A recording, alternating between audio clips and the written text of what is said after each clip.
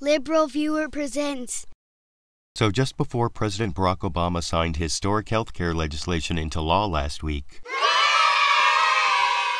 Vice President Joe Biden spoke a blunt truth to him that got somewhat exaggerated in subsequent coverage, as you can see, for example, on the Fox News program America's Newsroom in this clip. The web and the Beltway, a buzz this morning over Vice President Biden dropping the F-bomb during the big bill signing.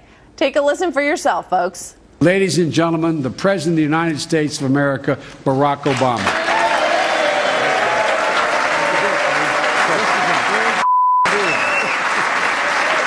Now, did you notice how Fox News anchor Martha McCallum said we could listen for ourselves and then bleeped out the crucial word which really exaggerated the incident, as you can see when you can watch the original live Fox News coverage of the same incident in this clip.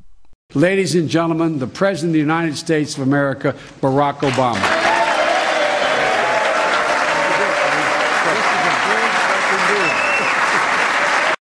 So by bleeping out a word viewers couldn't really hear anyway, the Fox News coverage exaggerated the incident, I think, but that wasn't the only bias I noticed in the Fox News coverage of the signing of this historic legislation.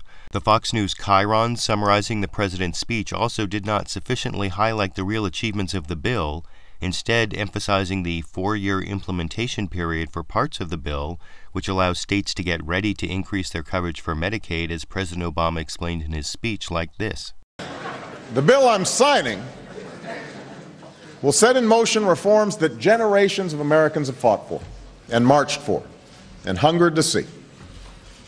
It'll take 4 years to implement fully many of these reforms because we need to implement them responsibly. We need to get this right.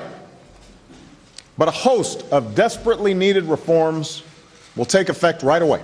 But when President Obama started listing the reforms that would take place this year, starting with a tax credit for small businesses, then moving to the end of discrimination by insurance companies against those with pre-existing conditions, those reforms never made it into the text of the Fox News chyrons, with Fox News emphasizing that 4-year implementation period instead, as you can see in this clip. This year, tens of thousands of uninsured Americans with pre-existing conditions, the parents of children who have a pre-existing condition, will finally be able to purchase the coverage they need. That happens this year.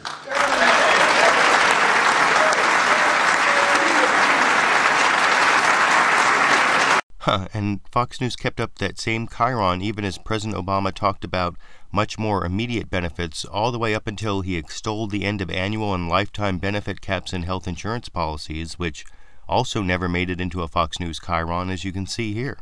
They won't be able to place lifetime limits or restrictive annual limits on the amount of care they can receive.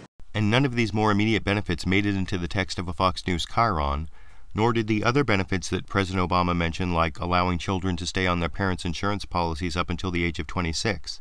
In fact, the only near-term benefit the Fox News chyron reported was the end of the Medicare Part D donut hole, with a chyron saying seniors who fall in coverage gap will get help, with the only other real surprise in what Fox News emphasized with on-screen text was a chyron showing President Obama's description of the over $1 trillion in deficit savings in the bill, though the Fox News text attributes those savings to an assertion of President Obama's, while that calculation actually comes from the nonpartisan Congressional Budget Office. But still, the information in that chyron is better than the information available in that video I made last December when this bill originally passed the U.S. Senate, in which Fox News allowed a Republican senator to denigrate the budget implications of this bill in a supposed straight news interview without ever asking him about that over $1 trillion in deficit reduction. And now that the bill has become law, as imperfect as it is, I think I'll ask that same question I asked in that video when the bill passed the U.S. Senate last December. Is it worth giving up single-payer, the public option, and even a Medicare buy-in for those over 55 to get 30 million more Americans insured, an end to pre-existing condition exclusions and the other abuses prohibited by the Patient's Bill of Rights, and, of course, over $1 trillion of deficit reduction? And given that this historic improvement in the healthcare system passed without a single Republican vote, do you think the Republican Party will pay a long-term political price for unanimously opposing this historic step forward towards universal health care coverage for all Americans? YouTube, you decide.